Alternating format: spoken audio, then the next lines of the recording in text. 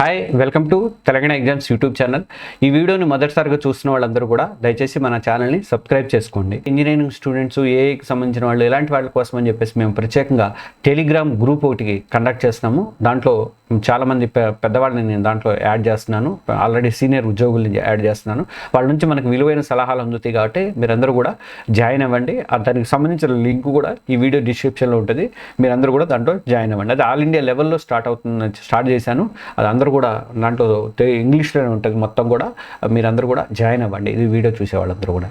ఇక ఈ రోజుల్లో మనకి ఆర్టిఫిషియల్ ఇంటెలిజెన్స్ గురించి చాలా హడావిడైతే నడుస్తుంది. మనం ఇప్పటివరకు 4 వీడియోల్లో కూడా అదే చెప్పుకున్నాము. చాలామంది ముఖ్యంగా కంప్యూటర్ ప్రోగ్రామింగ్ నేర్చుకోవాలి అనుకునే వాళ్ళందరూ కూడా వచ్చేసింది, ఇక కోడింగ్ అవసరం లేదు కదా, కోడింగ్ వేస్ట్ కదా నేర్చుకోవడం అని చెప్పేసి అడుగుతున్నారు. రెడ్డిట్ లాంటి సోషల్ మీడియా ప్లాట్ఫామ్లో ఇలాంటి అంశాల మీద విస్తృతంగా చర్చ జరుగుతుంది. నేను రెడ్డిట్ చూసి దానికి సంబంధించినటువంటి అన్ని వివరాలు సేకరించి దానికి సంబంధించిన స్క్రీన్ షాట్లు అన్నీ సేకరించుకొని మీకు అవగాహన కల్పించడానికి అని చెప్పేసి, అంటే సీనియర్ల నుంచి తయారు చేసినటువంటి వీడియో, సీనియర్ల ఒపీనియన్, ఆల్రెడీ దాంట్లో పనిచేసి పండిపోయిన వాళ్ళు ఉంటారు కదా, వాళ్ళు పెట్టినటువంటి ఒపీనియన్ ప్రకారం నేను ఈ వీడియో అనేది తయారు చేశాను. ఇది వచ్చేసింది, ఇక కోడింగ్ నేర్చుకోవడం వేస్ట్ కదా అన్న ప్రశ్నకు సమాధానం చెప్పడం అనేది చాలా ఈజీ. ఎందుకంటే కోడింగ్ నేర్చుకోవడం అనేది చాలా విలువైనది.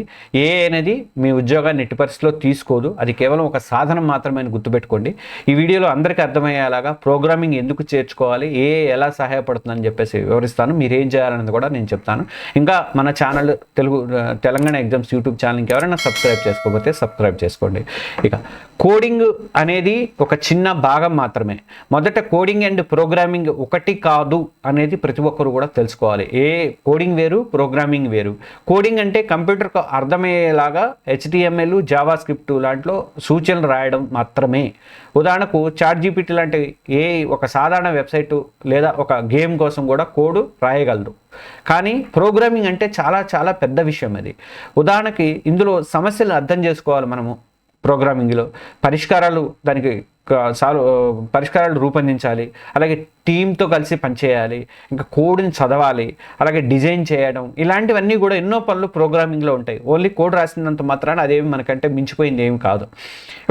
ఒక పెద్ద కంపెనీలో, అంటే గూగుల్ లాంటి కంపెనీ ఉందనుకోండి, దానిలో సీనియర్ సాఫ్ట్వేర్ ఇంజనీర్ ఏం చేస్తాడంటే చాలా సమయం మీటింగ్లలో గడుపుతాడు, తర్వాత సమస్యలను విశ్లేషించడంలో చూస్తాడు, తర్వాత ఇతరుల మీరు కోడ్ రాస్తే దాన్ని సరి చేయడంలో గడుపుతాడు. కానీ అనేది ఇవేమీ కూడా చేయలేదు. ప్రోగ్రామింగ్లో మన మెదడు, మన ఆలోచనలు, మన సమస్యలను పరిష్కరించే నైపుణ్యం, ఇవన్నీ కూడా చాలా అవసరము. నేను మొదటి వీడియోలో అదే చెప్పా. మొదటి వీడియోలో కింద కామెంట్ పెట్టిన వాళ్ళు కూడా పెద్దవాళ్ళు ఉన్నారు, కొంతమంది కామెంట్ పెట్టారు, వాళ్ళకి చాలా థ్యాంక్స్. వాళ్ళు కూడా ఇదే మాట అన్నారు. అలాంటిది ఏం చేస్తుందంటే ఒక టు డూ లిస్ట్ తయారు చేసినంత ఈజీగా యాప్ని 10 నిమిషాల్లో చేసినంత మాత్రాన అదేమి గొప్ప డెవలపర్ అయితే కాదు. మీ ఆలోచన సామర్థ్యం కానీ మీ కమ్యూనికేషన్ స్కిల్స్ అనేవి కూడా ఇక్కడ చాలా ముఖ్యమని చెప్పేసి అంటున్నారు. ఇదంతా కూడా రెడ్డిట్ తెలుసుగా, సోషల్ మీడియా ప్లాట్ఫామ్. ఆ ప్లాట్ఫామ్లో జరిగినటువంటి ఒక సంభాషణ, దాన్ని నేను తీసుకొని మీకోసం అని చెప్పేసి నేను అనువాదం చేసి ఇదైతే ఇస్తున్నాను. నేను అనేది ఒక హెల్పింగ్ మిషన్ మాత్రమే, అది రీప్లేస్మెంట్ కాదు అనేది క్లియర్గా గుర్తుపెట్టుకోండి. ఇదే మాటని మీరు పదే వెళ్ళవేసుకోండి. ఏని ఒక సాధనంగా మాత్రమే భావించండి. మీరు ఉపయోగించేటువంటి ఒక క్యాలిక్యులేటరు లేదా ఎడిటింగ్ సాఫ్ట్వేరు, లేకపోతే ఏదో అట్లా అనుకోండి. ఉదాహరణకు ఒక సాఫ్ట్వేర్ ఇంజనీర్ చెప్పినట్లు అనేది ఒక కోడ్ను కొంచెం వేగంగా రాయడానికి సహాయపడేటువంటి టూల్ మాత్రమే, అంతే, అంతకుమించి ఏమీ లేదు. ఇది గిట్హబ్, స్టాక్ ఓవర్ఫ్లో లాంటి వెబ్సైట్ల నుంచి తీసుకొని ఆ కోడ్ తీసుకొని మీరు అడిగినటువంటి ప్రశ్నకు ఆ కోడ్ రాసిస్తుంది. అంతవరకే అది చేసే పని. అయితే ఈ కోడ్ పనిచేస్తుందా, అసలు మీ కంప్యూటర్లో రన్ అవుతుందా, లేక మీకు ప్రాజెక్టులో అసలు ఈ కోడ్ అనేది సూట్ అవుతుందా, ఇలాంటివన్నీ చేయాలంటే అదేం తెలియదు. ఏదో నువ్వు అడిగావు కాబట్టి అడిగింది ఇస్తుంది, అది నీకు పనిచేస్తుందా లేదా అని నువ్వు చూసుకోవాలి, అట్లనమాట.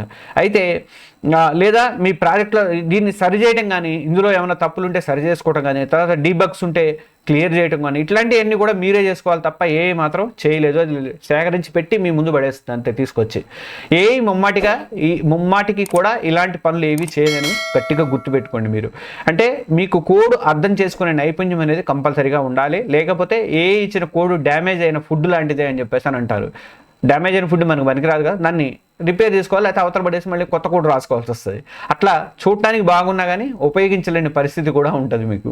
అందుకని ఉపయోగించడానికి కూడా మీరు కోడింగు, ప్రోగ్రామింగ్ అనేది కంపల్సరీగా నేర్చుకోవాలి. ఇప్పటికి క్లారిటీ వచ్చి ఉంటుంది. ఏఐ ఉంటే మనం అవసరం లేదా అంటే ఏఐ ఉన్నా కానీ మనం అయితే నేర్చుకోవాలి, దానికి బుద్ధి చెప్పడానికన్నా మనం నేర్చుకోవాలి.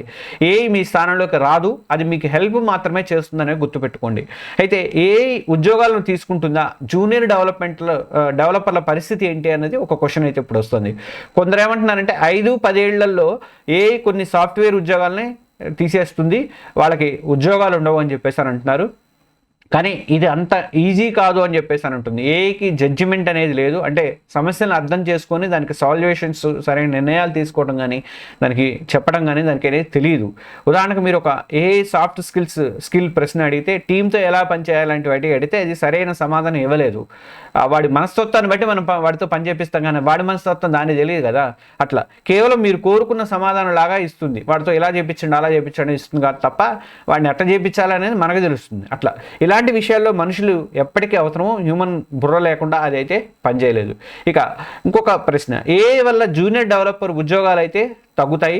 పెద్ద కంపెనీలు ఇప్పుడైతే 5 నుంచి 12 మన కింద కామెంట్స్లో కూడా తెలియజేస్తున్నారు, జూనియర్స్ని ఎవరు తీసుకోవట్లేదు సార్ అని చెప్పేసి. కరెక్టే, అది పెద్ద కంపెనీలు ఏం చేస్తారంటే 5 నుంచి 12 ఏళ్ళ అనుభవం ఉన్నటువంటి వాళ్ళని అడుగుతున్నాయి. కొత్తగా కోడింగ్ నేర్చుకున్న వాళ్ళైతే, ముఖ్యంగా కంప్యూటర్ సైన్స్ డిగ్రీ లేని వాళ్ళైతే ఉద్యోగం పొందడం అనేది చాలా కష్టం. సిఎస్ ఉన్న వాళ్ళే చేయలేక కష్టం అవుతుంది, సిఎస్ లేని వాళ్ళు మాత్రం చేయడం అనేది, ఈ ఉద్యోగం దొరకడం అనేది కష్టమవుతుంది స్టార్టింగ్ పాయింట్లో.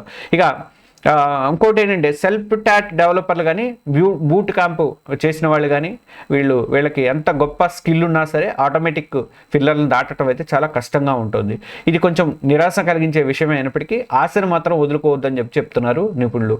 ఏఐని హెల్పర్గా, సహాయకంగా మాత్రమే ఉపయోగించి స్కిల్స్ మెరుగుపరుచుకుంటే భవిష్యత్తులో మీకు మంచి అవకాశాలు అయితే ఉంటాయని చెప్తున్నారు. ఏం చేయాలి మరి, మీరేం చేయాలి అంటే, ఒకటి ప్రోగ్రామింగ్ నేర్చుకోండి. కోడింగ్తో పాటు సమస్య పరిష్కారము, లాజిక్ ఆలోచన, టీం వర్క్ అనేది మీలో రావాలి. 2, ఏఐని సహాయకంగా మాత్రమే ఉపయోగించుకోండి. ఏఐ రాసినటువంటి కోడ్ని సరి చేసుకోవటము, దాన్ని ఇంకా ఇంప్రూవ్ చేయడం అనేది నేర్చుకోండి. అదొకటి. 3వది స్కిల్స్ ఇంప్రూవ్ చేసుకోండి. జూనియర్లకి ఉద్యోగాలు తగ్గినప్పటికీ కూడా ఓపెన్ సోర్స్ ప్రాజెక్ట్స్, ఫ్రీలాన్సింగ్ ద్వారా అనుభవం అయితే మీరు గెయిన్ చేసుకోండి. ఇక 4th వచ్చేసరికి భయపడవద్దు. మీ స్థానంలోకి ఎప్పటికీ రాదు, అది మీకు సహాయం మాత్రమే చేస్తుంది. మీ ఆలోచనలు, మీ క్రియేటివిటీ అనేది ఎప్పటికీ చాలా అవసరము. ఇక ఏఐ ఒక శక్తివంతమైనటువంటి సాధనము, కానీ అది మనుషుల స్థానాన్ని పూర్తిగా తీసుకోలేదని చెప్పుకున్నాము. ప్రోగ్రామింగ్ నేర్చుకోవడం ద్వారా మీరు సమస్యలను పరిష్కరించే నైపుణ్యంగానే ఆలోచనలు సామర్థ్యం పెంచుకోవడానికి ఛాన్స్ అయితే ఉంటుంది. మీ జీవితంలో సమస్యలు ఎదుర్కోవడానికి కొత్త దృక్పథాన్ని కూడా ఇస్తుంది. ఏఐని చూసి భయపడొద్దు ఎట్టి పరిస్థితుల్లో, దాన్ని ఒక ఫ్రెండ్గా చేసుకొని కోడింగ్ ప్రపంచంతో మీ ముందుకు సాగండి అని చెప్పేసి నిపుణులు చెప్తున్నారు. ఏఐ వచ్చినా సరే మన జాబ్స్ తీసేయరు. ఒకవేళ తీసేసినా జూనియర్ లెవెల్లో ఏఐని పెట్టుకుంటాం. ఇప్పుడు అన్నాం కదా, జూనియర్ లెవెల్లో ఏఐని పెట్టుకుంటారు, 5-12 ఏళ్ళ అనుభవం ఉన్న వాళ్ళని తీసుకుంటున్నారండి. మరి తర్వాత వాళ్ళకి, ఆ కంపెనీలకి తర్వాత చాలా ఇబ్బందులు ఉంటాయి. సీనియర్ లెవెల్లో ఉద్యోగాలు చేసేవాళ్ళు ఎవరు ఉంటారు? ఇప్పుడు జూనియర్ అయితేనే కదా అప్పుడు సీనియర్ ఏది అవ్వాలంటే మనకి ఉద్యోగాలు ఇవ్వాలి కదా జూనియర్లకి. అలాగే జూనియర్ లెవెల్ వాళ్ళు ఏ వచ్చినా కూడా జాబ్స్ వచ్చేలాగా ఉండాలంటే ఏం చేయాలి అన్నది నెక్స్ట్ 6th వీడియోలో చెప్తాను. ఆ వీడియో కూడా చూడండి. ఇప్పటివరకు మనకు 5 వీడియోల గురించి చెప్తున్నాము. మన ఛానల్ని ఇంకెవరైనా ఇప్పటివరకు సబ్స్క్రైబ్ చేసుకోకుండా చూస్తుంటే దయచేసి ఒక సబ్స్క్రైబ్ బటన్ కొట్టండి.